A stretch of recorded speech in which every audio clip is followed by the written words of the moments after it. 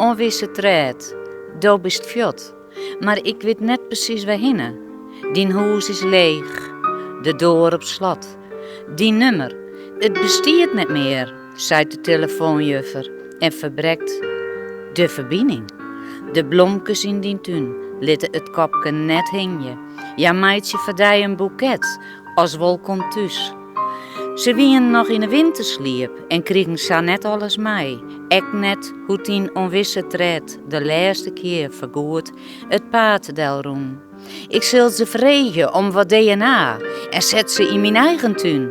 Ik denk dat ze je wel aardje toch de verste groen en liefdevolle aandacht ontaan.